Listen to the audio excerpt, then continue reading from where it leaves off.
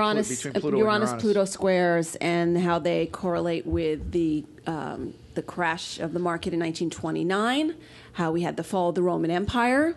Nobody thought that could happen. It's going to happen again.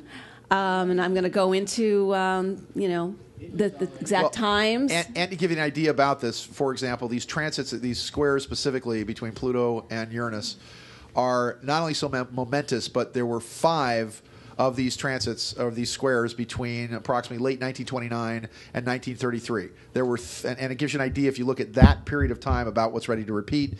There were 3 in the 1960s, right around November of 1962, which is, of course, or 63, 63, which is JFK, right around the death of Martin Luther King, and right around the death of Robert Kennedy. Between 2012, late 2012, and 2015, there are 7. And they are going to bring not only massive tumult and collapse and destruction, but it's also Uranus in Aries, which is tell me a little bit about Uranus and in Aries. We've already had a couple of them. So we've already had some events that are starting people to wake up and open that side of the brain, as Sean calls it, or I call it a awakening of consciousness. And we have Uranus in Aries, which is the newborn baby waking up. It's that sudden insight, working with Pluto or against Pluto in Capricorn, which is big business and government. So we've already seen all these issues start to come into play.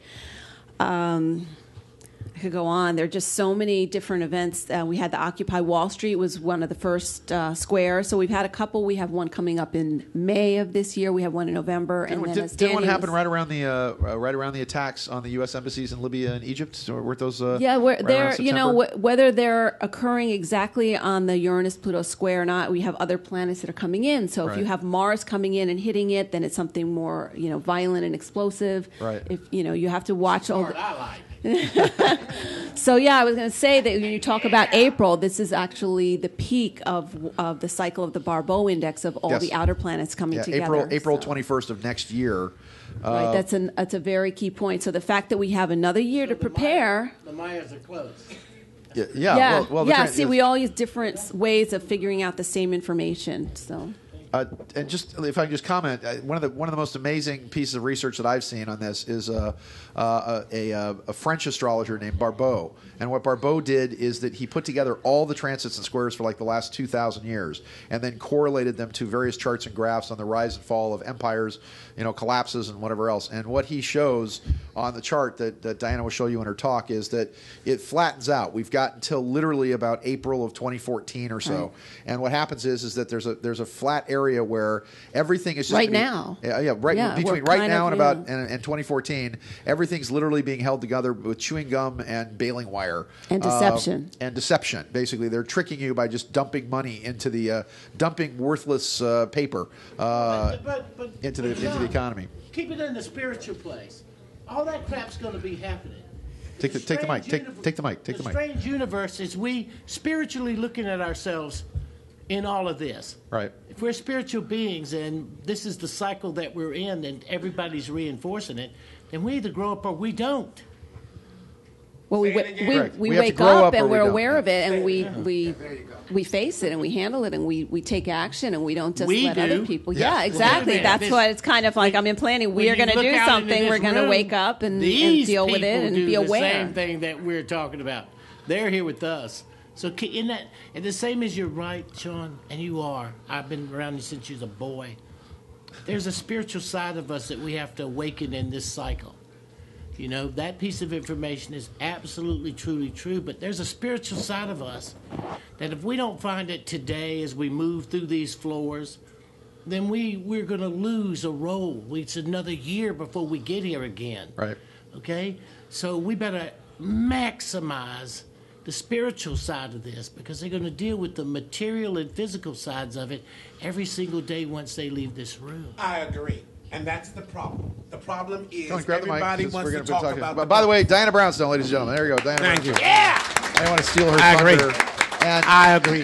And Reverend James, before you launch into it, again, everything that you're seeing collapsing around you is a slave-based system that's based on lies and oppression.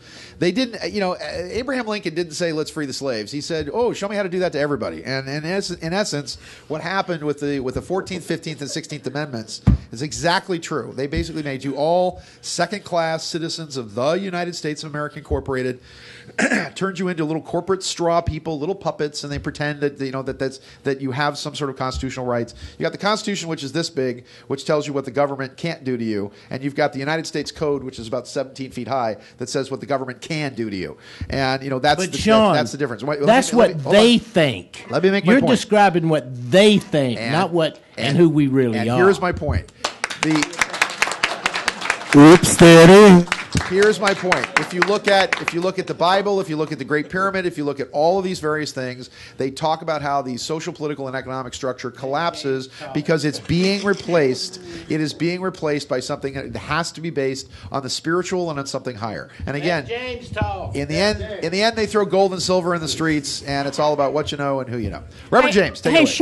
Sean. Yeah. The outer conflict out there represents your inner conflict. Yeah, right. We are just so pissed off at the world, and we're so against everything out there, and we're so in fear. We don't have time to make ourselves wholly connected. This is the time to resolve the inner conflicts. Do not be against things.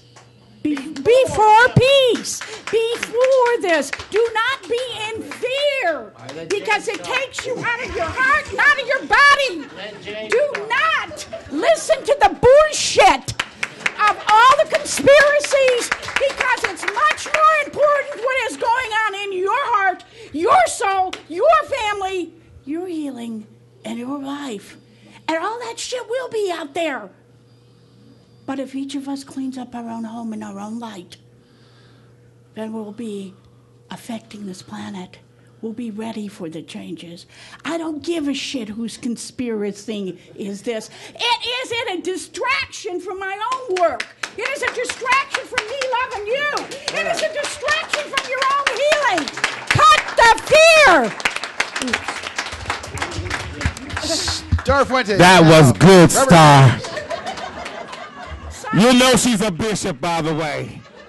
She is. I am. Star Fuentes is a bishop and has a church. And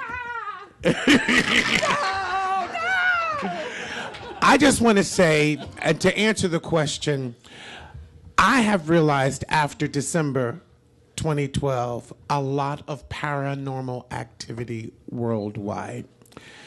And the most extraordinary things that I want you to know is that 2013 bring forth a lot of miracles for healing cancer.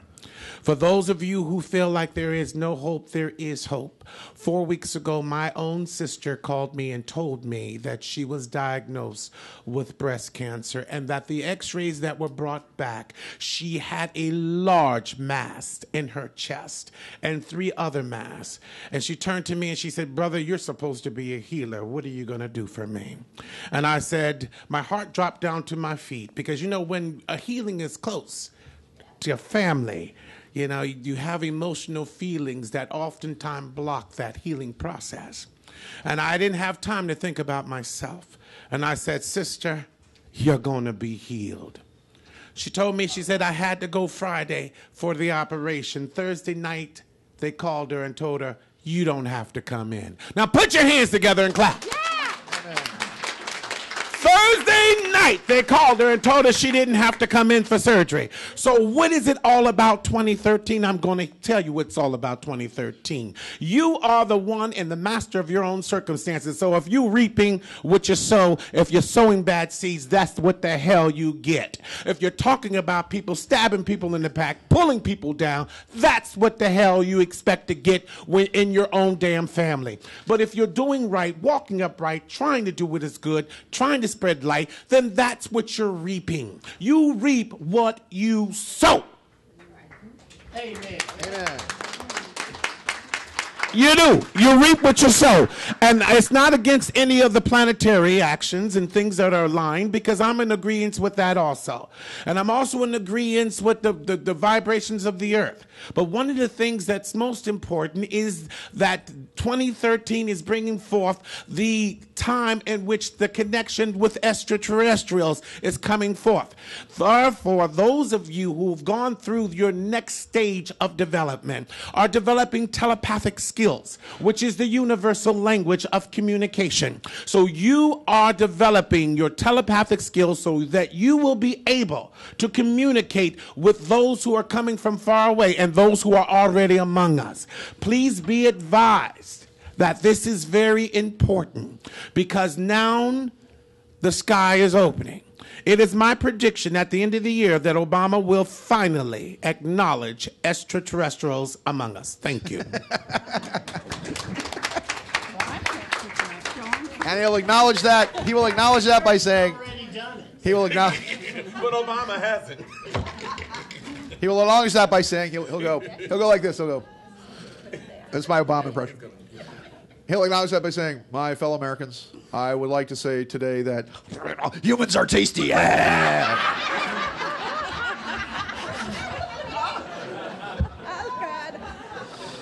I love Daniel being here because he gets a good joke. That's why it's a... All right. Oh, my God. Really good ones. Come on, that's good, right? All right, questions from the audience. Come on, we got a panel. We got a brain trust here. Don't leave it all up to me. It's all about you. Yes, sir. What's your question, sir? I'll repeat the question for the tape, not to be obnoxious.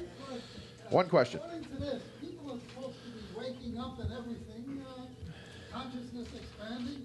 Why is it that half the country is under a hypnotic trance, which considers Obama half a god? Okay. Regardless of what he's doing to destroy our country, half the country is worshiping him. You mean the Ozombies? Must obey Obama. Obama is a god. Don't care what he does. Don't care that he's lazy and doesn't do anything. Don't care. So the question is, why are people so? It always starts with the 3%. It always starts with the enlightened. But his question is, why are people so hypnotized by the illusion? If everyone's supposed to be waking up now. I think it has a lot to do with advertising and media and the words hope, change, and they assign words, whatever the words are. We this, we yes we can, and they unite everyone together, and they do campaigns and they do panels and they figure out what are the words and what are the ideas that are going to unite everybody and keep everybody complacent and cooperative, and that's how everybody's hypnotized. But we're all looking for in the shift that we're in, okay? Remember, it's not all of us. It's not something wrong with us in mass hysteria. It's 52-year cycles.